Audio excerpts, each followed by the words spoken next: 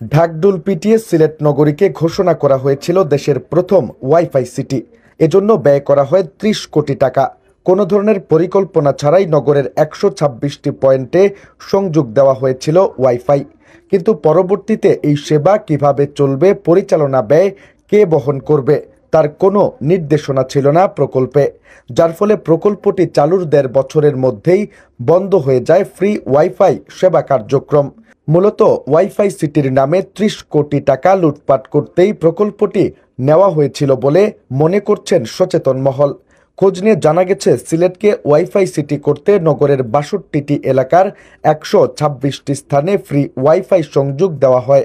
সেবা প্রাপ্তির user name digital Bangladesh আর password দেওয়া হয় জয় বাংলা।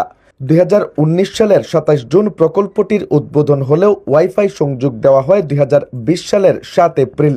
প্রায় ৩০ কোটি টাকা ব্যয়ে প্রকল্পটি বাস্তবায়ন করে বাংলাদেশ কম্পিউটার কাউন্সিল।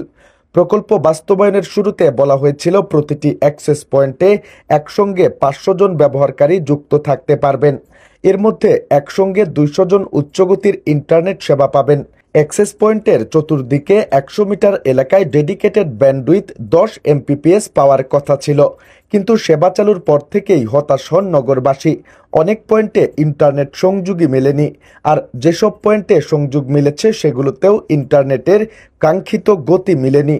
ফলে প্রকল্পটি নিয়ে নগরবাসীকে যে স্বপ্ন দেখানো হয়েছিল তা বাস্তবে রূপ লাভ করেনি। সিলেট সিটি কর্পোরেশন সূত্র জানায়, অ্যাক্সেস পয়েন্টগুলোতে প্রায় ১.৫ বছর ইন্টারনেট সংযোগ ছিল, কিন্তু ব্যবস্থাপনা ও রক্ষণাবেক্ষণের জন্য সিটি কর্পোরেশনের কোনো অর্থ বরাদ্দ না পাওয়ায় এই সেবা বন্ধ হয়ে গেছে।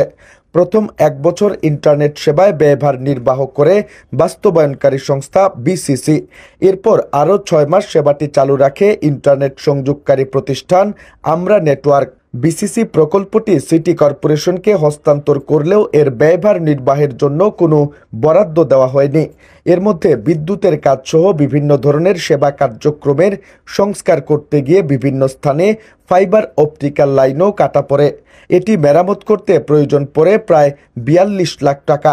প্রকল্পটি সচল রাখতে স্থানীয় সরকার মন্ত্রণালয়ের কাছে অর্থ বরাদ্দ চেয়েও মেলেনি। ফলে এক পর্যায়ে ইন্টারনেট সেবা পুরোপুরি বন্ধ হয়ে যায়। সিলেট সিটি কর্পোরেশনের বিদ্যুৎ বিভাগের নির্বাহী প্রকৌশলী জয়দেব বিশ্বাস জানান, শুরু থেকেই প্রকল্পটি খুব আশা জাগাতে পারেনি। ইন্টারনেটের গতি খুব ভালো ছিল না, ইউজার একটু বেশি হলেই গতি কমে যেত। দীর্ঘদিন ধরে এই প্রকল্পটি অব্যবহৃত হিসাবে পড়ে থাকায় এটি এখন সহজে চালু করাও সম্ভব নয়। প্রকল্পটি ফের চালু করতে হলে এখন কোটি টাকার দরকার। এছাড়া ইন্টারনেটের বিল ও ব্যবস্থাপনার জন্য প্রতি মাসে ৭ থেকে ৮ লাখ টাকার প্রয়োজন। এখন আর প্রকল্পটি সচল করার পরিকল্পনা নেই সিটি কর্পোরেশনের।